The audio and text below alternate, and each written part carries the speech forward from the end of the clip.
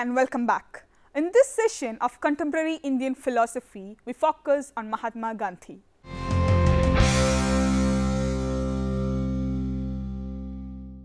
Political and economic ideas of Mahatma Gandhi.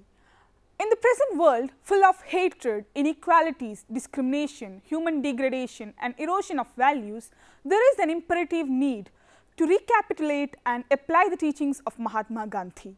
When the world is becoming more and more corrupt and inhuman day by day, the interpretations of Gandhian thought and perspective need to be reiterated constantly. For Gandhi, the modern age was the age of politics, as almost all aspects of individual and social life were directly organized and administered by it. Gandhi was not a politician in the normal sense. He was essentially a religious man, but got dragged into politics because of his great concern for his fellow beings. According to him, no Indian who aspires to follow the way of true religion can afford to remain aloof from politics. In other words, one who aspires to a truly religious life cannot fail to undertake public service as his mission, and we are today so much caught up in the political machine that service of the people is impossible without taking part in politics. Politics in Gandhi's view consisted in revitalizing the Indian society by working in villages, fighting against local injustice, helping people to acquire courage and self-respect and building up their organized strength. His political philosophy encompasses an assortment of elements stemming from his basic humanistic outlook. He envisioned a truly non-violent society which would be federally constituted and composed of small, self-governing and relatively self-sufficient village communities, relying largely on moral and social pressures to contain crime. According to him, the spirit of democracy cannot be imposed. It has to come from within. His conception of ideal social order is decentralized. Cooperative commonwealth based on the rights, dignity and freedom of the individual. Therefore, the political philosophy of Gandhi included his concepts of democracy, political decentralization through village republic, Ramarajya, spiritualizing politics, Satyagraha as weapon of non-violence. Satyagraha, the technique of truth and ahimsa. Satyagraha is the heart and soul of Gandhism. The idea and practice of Satyagraha is Gandhi's unique contribution to political thought. It is described as the relentless pursuits to truthful ends by non-violent means. It is the weapon of the non-violent struggle. It is an ideal weapon for the war of righteousness and in essence is the introduction of truth in political life. It is a direct corollary of truth and non-violence. It is the way in which ahimsa is implemented or put into action. In it, there is always unflinching adherence to truth and our inner voice, which is the voice of truth and justice.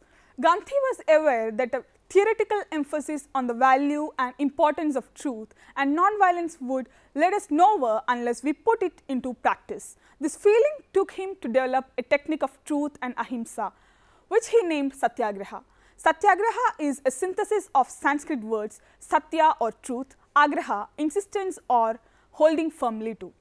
Hence, the literal meaning of the word Satyagraha is insistence on truth or holding firm to truth. The concept of Satyagraha gave practical expression to the religious and ethical ideal of truth and non-violence. As the technique of ahimsa, it put the ideal of non-violence into practice and was informed by the spirit of truth. This, if translated into English, it means truth force or a soul force or love force. It forged a bond between his actions and his basic beliefs concerning the nature of man and the nature of reality. His religious and metaphysical beliefs concerning truth or God, the soul or Atman and the essential unity of all existence were given existential expression through the principle of Satyagraha. Gandhi kept experimenting with this technique throughout his life. This new method of Satyagraha, according to Gandhi, would activate soul, mobilize its enormous latent energy and generate a new kind of spiritual power. Gandhi's revolutionary techniques to address social and political conflict have drawn considerable attention from the international community. Referred to as Satyagraha, these principles have been described as Gandhi's distinctive contribution to the field of conflict resolution.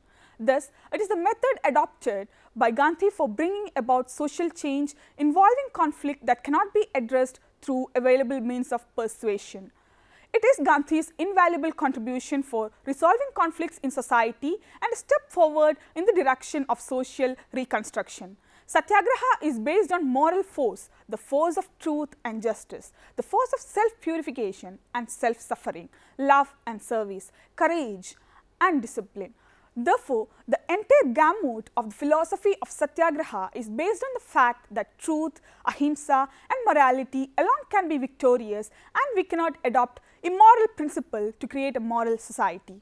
Techniques of Satyagraha.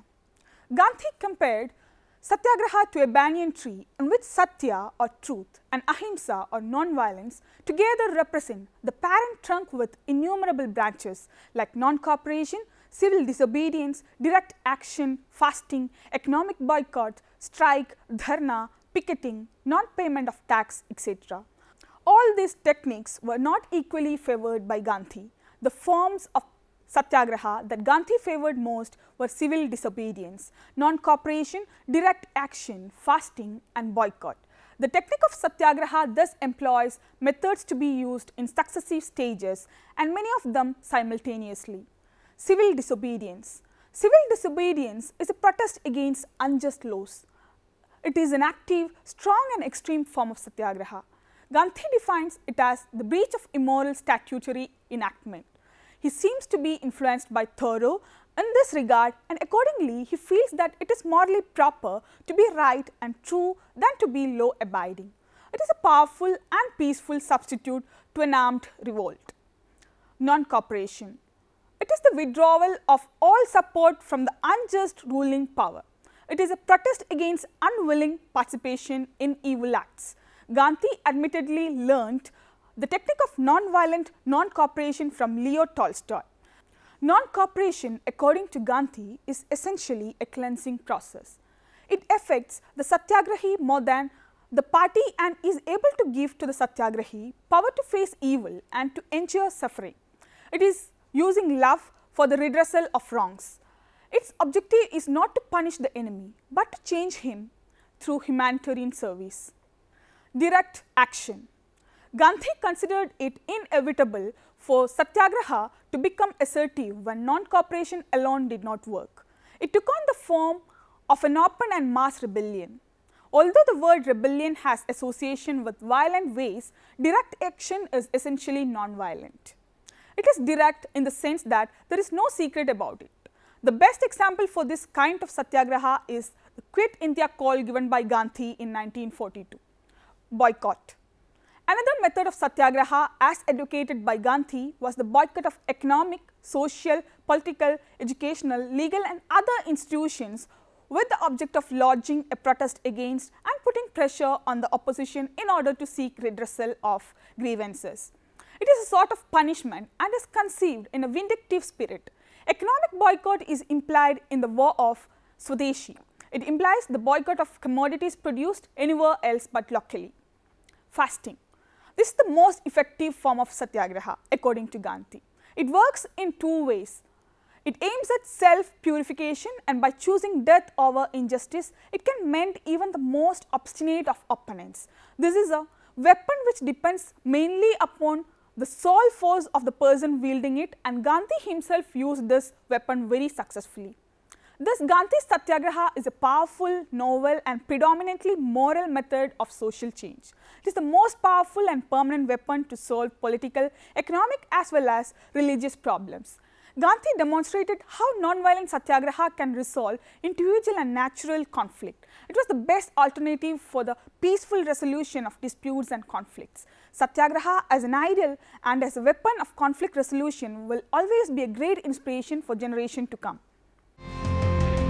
Gram Swaraj or Village Republic, Gandhian views on democracy. The ideal government, according to Gandhi, is a democratic one. He wanted to emphasize the principle of non-violence and the actual working of democracy. The governing principle of his ideal state of Sarvodaya is non-violence, and he considered every form of violence as evil.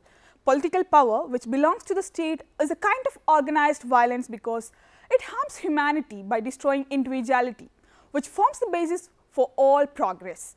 The state for Gandhi represents violence in its concentrated form. but it is necessary since human beings are social by nature.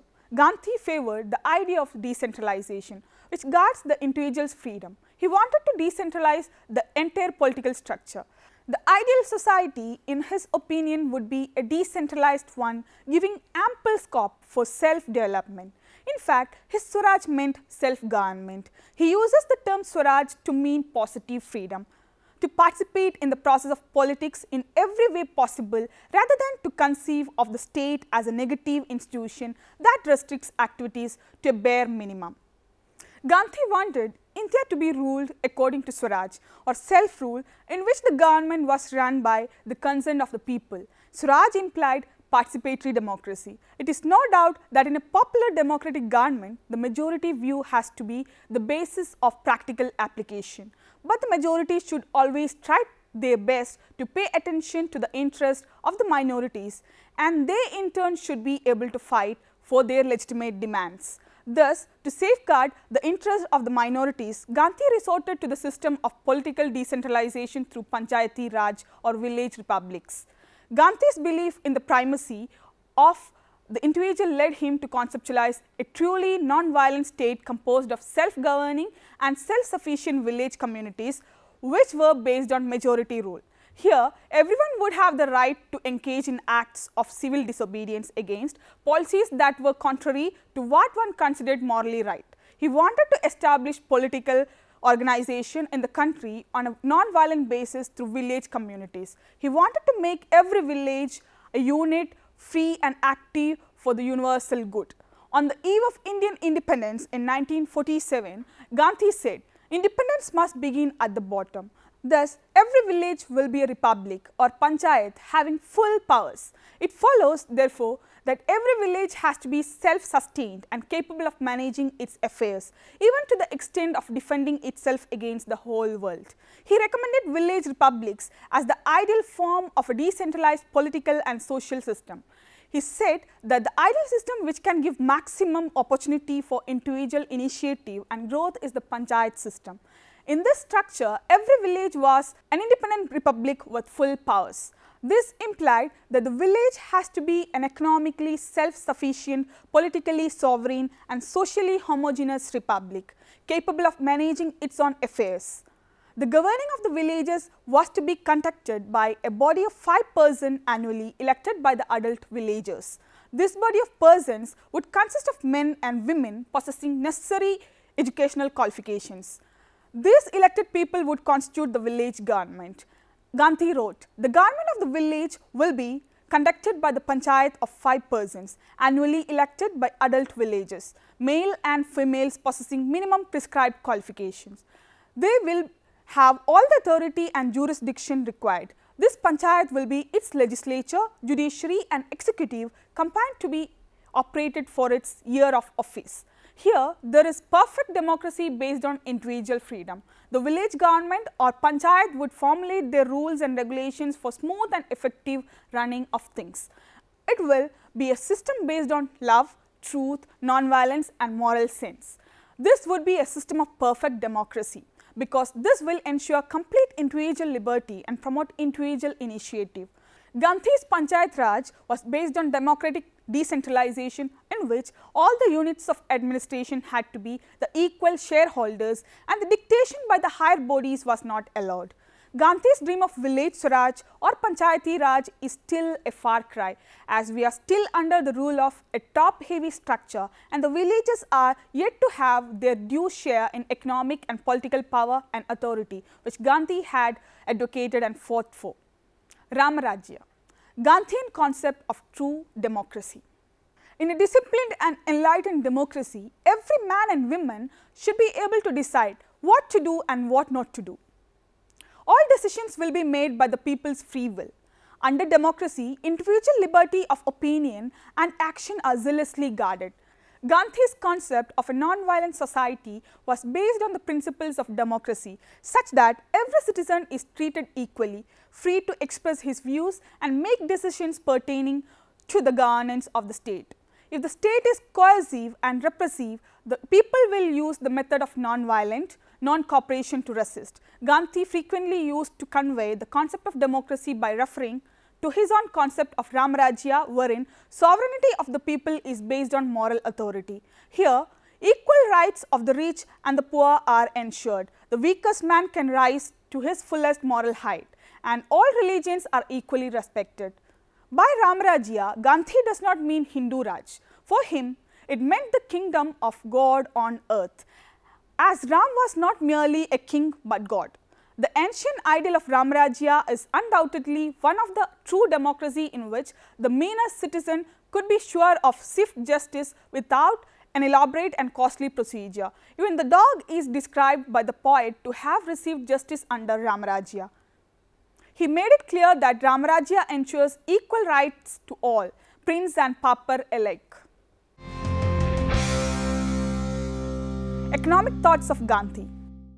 Mahatma Gandhi was not an economist in his academic sense of the term, and he did not produce a treatise on the economic system which he visualized for India. In some of his general works, lectures, letters or editorials in Young India and Harijan, he made references to the economic system which he considered to be ideal for the country. Gandhian economic ideals were in a sense a logical corollary of his political and moral principles such as Swaraj, Sarvodaya, truth and non-violence. To an extent, we can say that his entire life and philosophy were based on truth and non-violence, dignity of labor and simplicity. Gandhi derived his ideas for an economic system based on these wider social principles. Economic concepts for him were to be laden with ethical considerations, and these ethics should not be devoid of relevancy to our daily life. In Gandhian economic thought, we find that great significance has been attached to spiritual and moral values rather than to material and economic values. He asserted that man and life are more important than money. One principle which played a significant role in Gandhi's life was simple living and high thinking. On the basis of this, we can say that Gandhi's important economic ideals include trusteeship, Swadeshi, bread labor, economic decentralization, etc. Economic decentralization. Gandhi has advocated economic decentralization as the technique of non-violent democracy. He visualized a decentralized economic policy where there would be no exploitation in the economic field. In the economic field, Gandhi was in favor of production by masses rather than mass production. He wanted to bring about the decentralization of economic power in the form of self-sufficient and self-governing village communities. Gandhi's aim for supporting decentralization of economic power is to serve the interest of all people, leading to a Sarvodaya economic order. He finds this a solution to all the modern ills like unlimited violence, economic exploitation, arbitrary state power, removal of poverty and socio-economic inequalities. Bread labor. The Gandhian economic program was based upon the ideal of self-sufficiency. Man for him was the ultimate consideration, and he believed that the economic good of all lies in strictly practicing the principles of Sarvodaya economic order. The doctrine of labor occupies an important place in Gandhi's Sarvodaya economic order. He introduced the theory of bread labor, which means that everyone should contribute towards earning his or her bread. The idea came to Gandhi through various influences, such as the writings of Tolstoy and Ruskin, along with suggestions made in the Bible and in the Gita. The Bible says, "Earn thy bread by the sweat, by the brow." And the Gita says, "He who eats without laboring for it eats stolen bread." Gandhi said, "If all labored for their bread and no more, then there would be enough food leisure for all. There would be no cry of overpopulation, no disease and no such misery as we see around. Such labor will be the highest form of sacrifice." Gandhi felt that this idea could also be useful in bringing about a feeling of equality among the members of a society. By bread labor, Gandhi meant that in order to live, man must work. It is essential for every man to realize the dignity of labor. Gandhi was of the firm opinion that the adoption of bread labor by one and all as a necessary value of life would pave the way for the establishment of a classless and casteless society. He was sure that the distinctions of rank would be abolished when everyone without exception acknowledged the obligation of bread labor. To Gandhi, everyone is born to work for a common good of all. He was convinced that if people realized the value and necessity of practicing the ideal of bread labor in their life, there would never be any shortage of bread or cloth in the world. Mere intellectual labor was not compensation or a substitute for physical labor. He clarifies, "Let me not be misunderstood. I do not discount the value of intellectual labor, but no amount of it is any compensation for bodily labor which every one of us is born to give for the common good for all." Gandhi wanted to stop the mad craze for white collar jobs and check the feeling of condemnation towards physical labor. The rich who multiply their wants without offering manual labor exploit the poor, using them as a means for gratification of their wants. When the rich start laboring, they will be able to empathize with the millions of laborers. Man cannot develop his mind simply by writing, reading or making speeches. Gandhi believes in the 8 hours of a day of honest and clear labor. He did not encourage the giving out of free meals, as he thought it encouraged laziness and idleness. He called it a misplaced charity. Instead, he strongly recommended the organizing institution to arrange for some honest work before the meals are served to the poor. One may ask that mental work is also work or labor, and why a person doing mental work also should do manual work. Gandhi says that such an attitude causes social distinctions to arise because people doing mental work consider themselves superior to persons who do physical work. But if the person engaged in mental work also sweeps and cleans or does some other things like spinning or gardening, the distinctions would vanish because the work of cleaning or sweeping would then not be considered inferior. Also, by doing manual work, one would also be able to keep his body fit. However, there is one condition attached to bread labor, that is, everyone must take to bread labor voluntarily. There is no question of compulsion. Compulsory bread labor is a state of slavery. It breeds poverty, disease and discontentment. On the other hand, willing bread labor brings contentment and health. Gandhi felt that the conflict between labor and capital can be eliminated only when everyone takes to some useful physical labor voluntarily. He held that agriculture, spinning, weaving, carpentry, etc., which are connected with some primary needs, will flourish if all participate. Our wants will be reduced and it will lead to an increase in production also. These two will reduce scarcity and help to solve many problems faced by our country. Trusteeship. Gandhi believed in the dignity of man. It is from this deep feeling of spirituality that Gandhi derived his ethico-economic theory of trusteeship. For him, everything belongs to God and comes from God. Trusteeship as a method stands for socializing everything. When an individual has more than his proportionate portion, he becomes a trustee of that portion of God's property.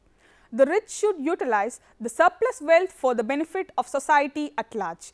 Gandhi claims that trusteeship is a peaceful way of liquidating class conflict. He regarded trusteeship not simply as an economic system, but as a socio-political economic arrangement against the inequality of capitalism and the centralization of power in socialism.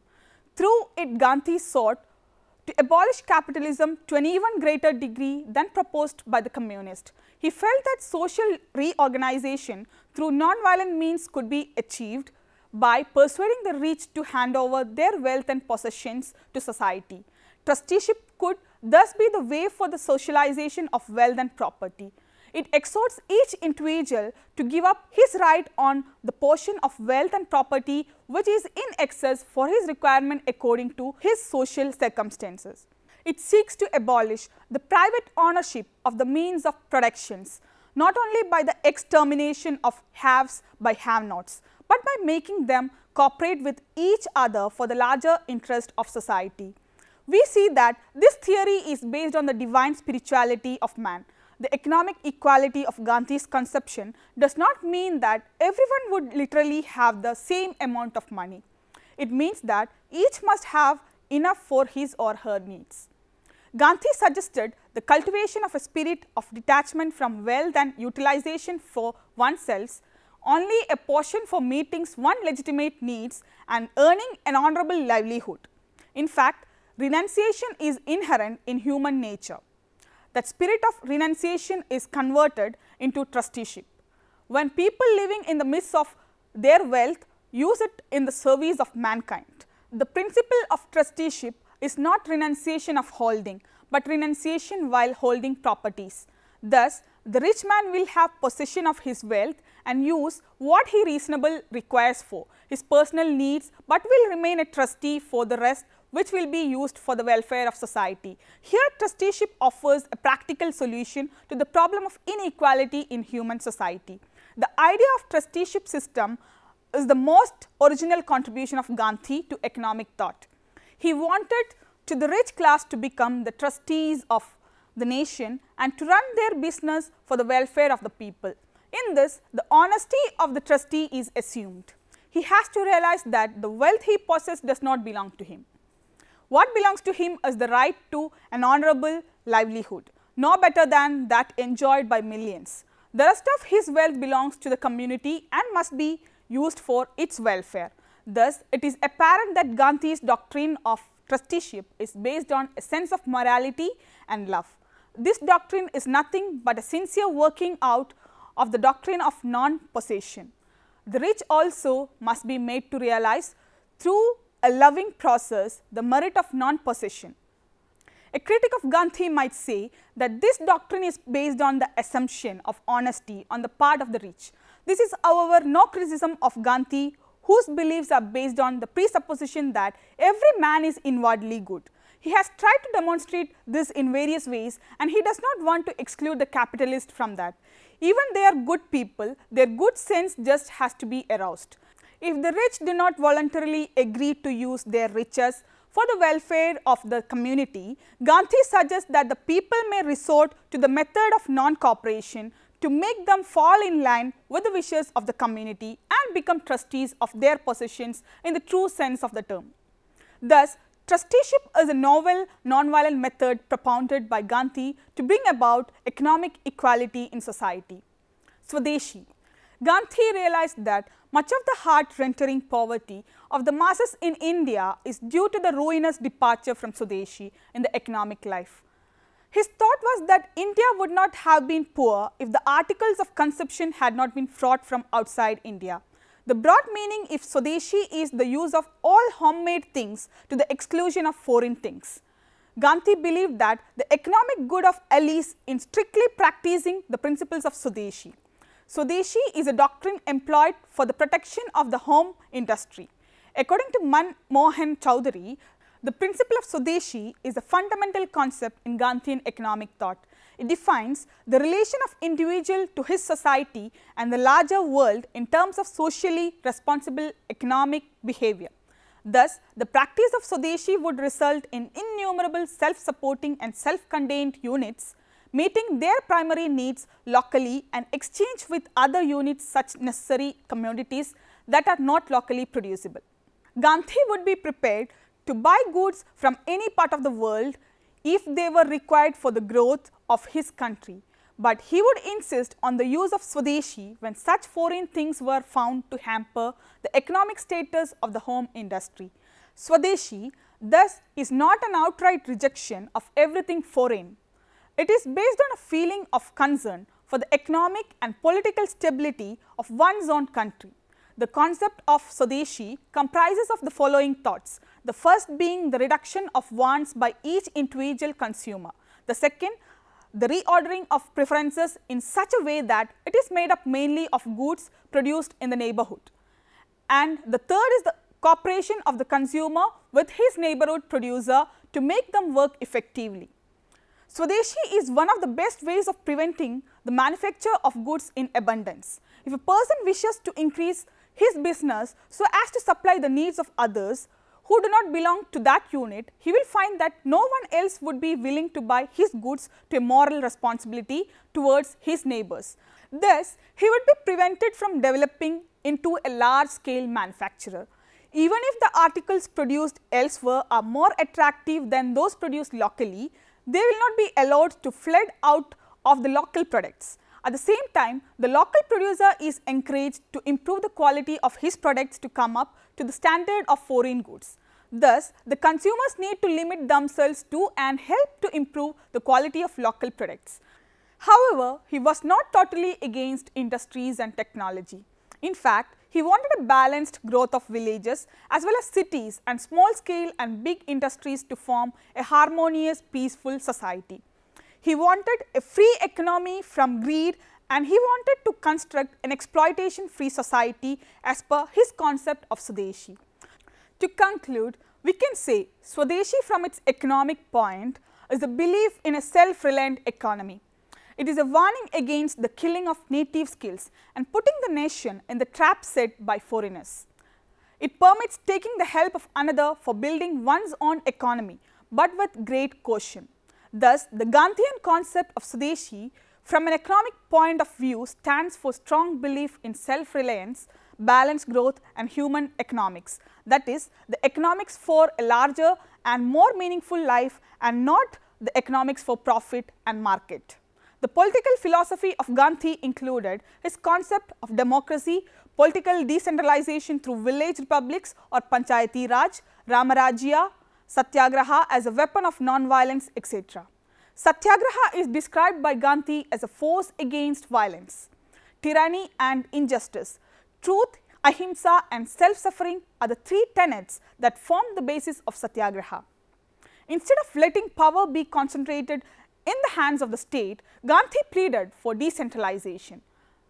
The ideal society, according to him, would be decentralized, one giving ample scope for self-development. He saw panchayats as a perfect democracy based upon individual freedom and his ideal of village Swaraj. The individual was the architect of his own government. Gandhi's views are especially relevant in the present society when we are faced with the evils of centralization of powers. Decentralization of power is needed to bring the decision process closer to people in a large democratic country like India. Gandhi was an apostle of non-violence, and his economics may thus be called the economics of non-violence. Bread labor was essential for those who followed a life of truth and non-violence, as these principles preclude every private profit. He aimed at establishing a classless society through his doctrine of trusteeship. The basic principle of Swadeshi is to produce for commerce, market or profits. From all these concepts, we can conclude that ethical considerations in economic behavior assume importance in Gandhian thought. Now, let us try to answer the following questions. Explain the concept of bread labor as developed by Gandhi. Elucidate Gandhi's theory of trusteeship. Briefly explain the Gandhian notion of Swadeshi. What are the principles and applications of Satyagraha? Write a note on Gandhian concept of Ramarajya. Here are some books for reference. The Philosophy of Mahatma Gandhi by D.M. Datta, University of Calcutta in 1968. Gandhian Theory of Social Reconstruction, Parameshwari Dayal, Atlantic Publishers, New Delhi, 2006. Sarvodaya and Freedom, a Gandhian Appraisal, K.M. Ratnam Chetty, Discovery Publishing House, New Delhi, 1991.